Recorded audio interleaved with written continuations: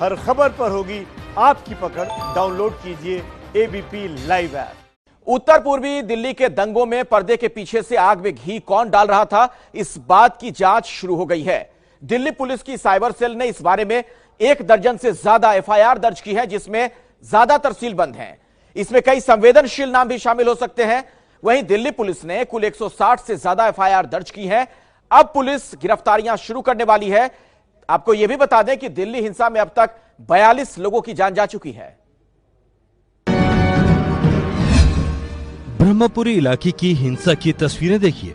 ये तस्वीरें 24 और 25 फरवरी की दरमियानी रात की हैं, जब कुछ लोग खुलेआम हिंसा का नंगा नाच खेल रहे थे। लेकिन सवाल यह है, इसे हवा देने का काम कौन कर रहा था? उत्तर पूर्वी दिल्ली में हिंदू मुस्लिम संप्रदायों को भड़काने में कई सोशल मीडिया पर भड़काने वाले कमेंट किए जा रहे थे और दंगा करने के लिए उकसाया जा रहा था। ये भी खबरें पहुंचाई जा रही थी कि दंगाइयों को कब और कहां पहुंचना है। ये भी चेक किया जा रहा था कि दंगाई उस जगह पहुंचे या नहीं। दिल्ली पुलिस सूत्रों के मुताबिक अब तक की जांच के दौरान सोशल मीडिया के कई हैंडल जांच की घेरे में हैं।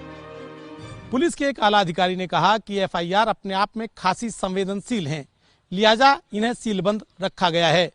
अधिकारी ने कहा कि पुलिस प्रशासन नहीं चाहता कि एफआईआर में शामिल नामों के फिलहाल खुलासे हों और जांच में किसी तरह की कोई बाधा आए, क्योंकि इनमें कई अनेक अहम नाम शामिल हैं।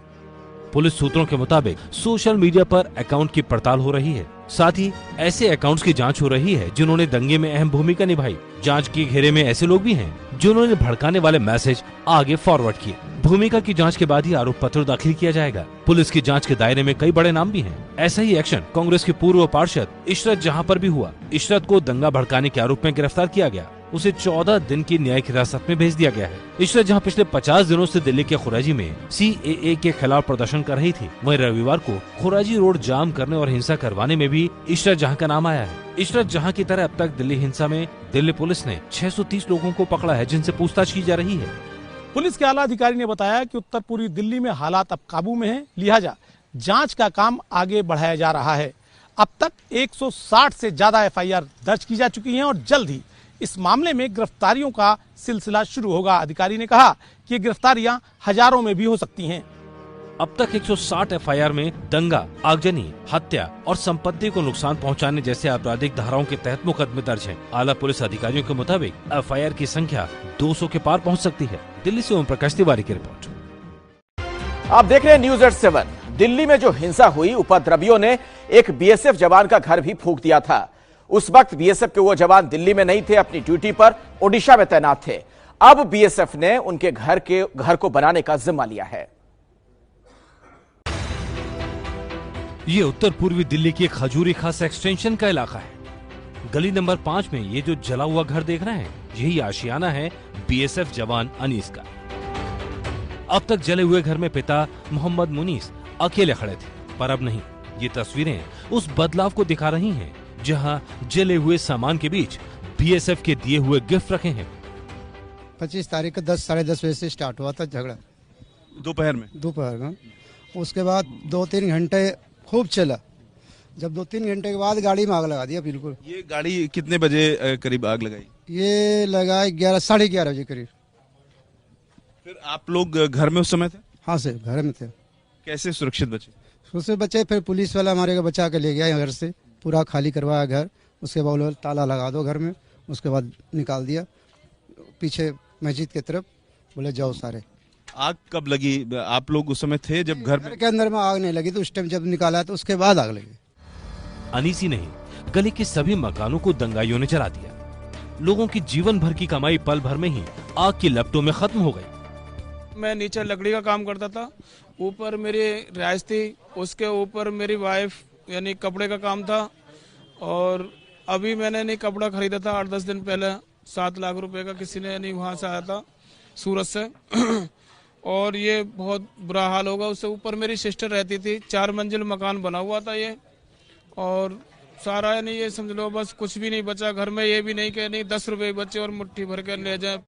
दंगाइयों को न तो इंसानियत का ख्याल आया और न ही मुनीस की उम्र का। अनीस इस वक्त ओडिशा के नक्सल प्रभावित इलाकों में तैनात है। अनीस को आने में 2 दिन का समय लगेगा।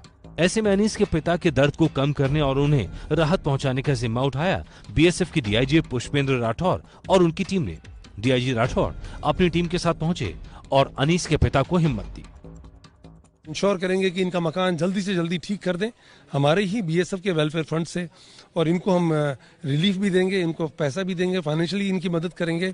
और जो बीएसएफ का जवान है जो तैनात है फील्ड एरियाज में, उसको हम दिल्ली पोस्टिंग करेंगे ताकि वो अपने घर को लुक आफ्टर करे, अपने पिताजी को लुक आफ्टर करे। हमारे इंजीनियरिंग ब्रांच है पूरी, हमारे AE civil and AE electric, वो हमारे साथ आ गए हैं। वो अभी इनका एस्टीमेट बनाएंगे, फिर हम हमारे बॉस को, हमारे डीजी साहब को पुटअप करेंगे, फिर हम वर्कआउट करेंगे कि इसको किस तरह से इमीडिएटली हम मकान को ठीक कर सकें। और आई एम श्योर जल्दी से जल्दी हम इसको ठीक करके इनको वापस इनका घर दे देंगे।